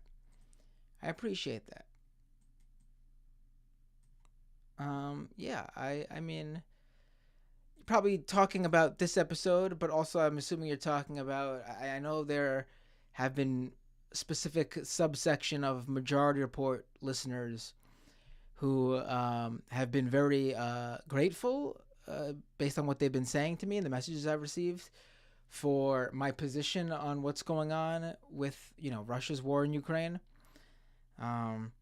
Listen, I get where the rest of the Majority Report crew is coming from, and I respect their position.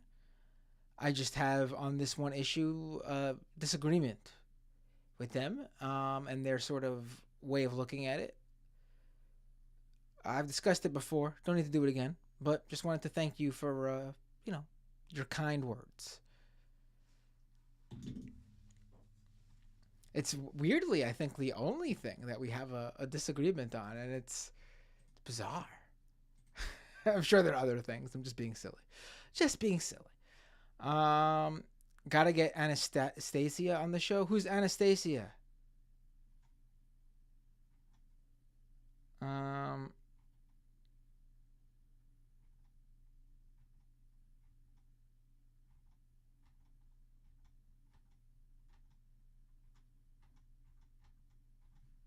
Oh, who am I rating, by the way? And a Ukrainian activist? Send me Anastasia's information. Somebody. Because I don't know who she is.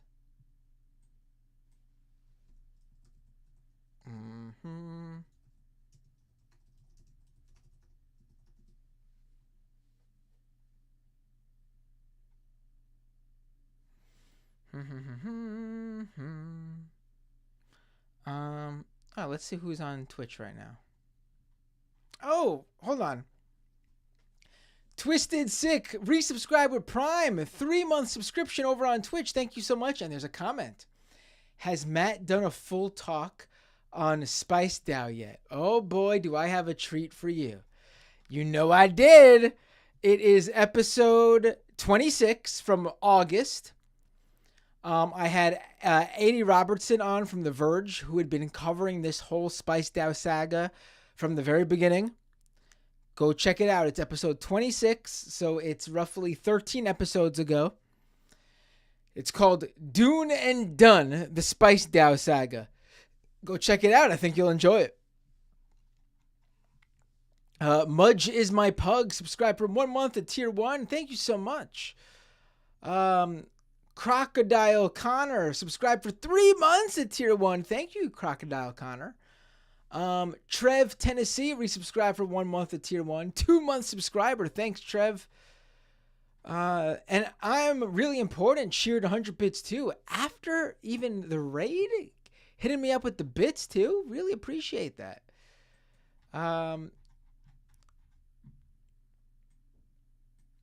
Who's on right now? Let's see. Raid channel. No one's really on right now on who I follow. And anyone want to raid someone new? Give me someone new to raid.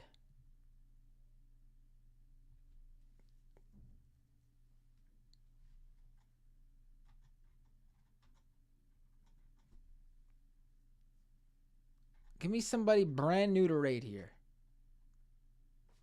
Raid XQC for the lulz. I mean, would they even notice my Amaranth?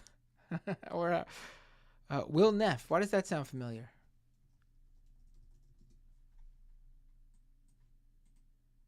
That's a lot of followers. Got a lot of people watching too. Raid Matt Binder. He's pretty cool. Thank you, Twisted Sick. Maybe I will.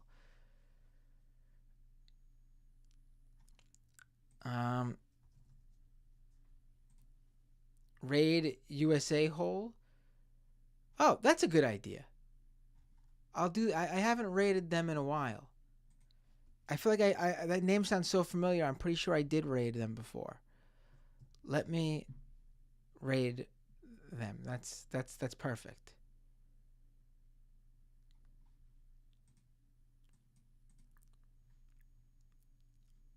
All right, folks. Really appreciate it. Again, if you can, patreon.com/MattBinder to become a subscriber. Subscribe to the YouTube channel, youtube.com/MattBinder. Follow me on Twitch, twitch.tv/MattBinder. Scameconomy.com for the links to the audio version of Scam Economy. Doomedcast.com for my other show, Doomed Politics show. What else? Follow me on Twitter @MattBinder. Oh, go to my Twitter profile, twitter.com/MattBinder. There is a button, one click, right on my profile that will give me your email. Why do I want your email? Because with whatever's happening with Twitter, and who knows what happens to any social network, email will always be the best way for me to keep in touch with you guys. And I'm gonna relaunch my newsletter, which I had. And the newsletter is gonna be the overview of all my what I'm working on, all my podcasts, all my videos, all my live streams, all my thoughts for the day or whatever. That's the goal when I relaunch this. So give me your email now before some platform closes and you lose touch with me. It really is going to be the best way to overall. I'm going to start focusing. I've already started focusing on Twitter to my newsletter, but I'm really going to start focusing on this newsletter because email is the way to go. Email is the future, even though it's also the most long-standing thing on the internet. But email is the future. Platforms will come and go, but email will always be there. All right, let me do that raid. Have a great night, everyone, and I hope you all enjoy your Thanksgiving.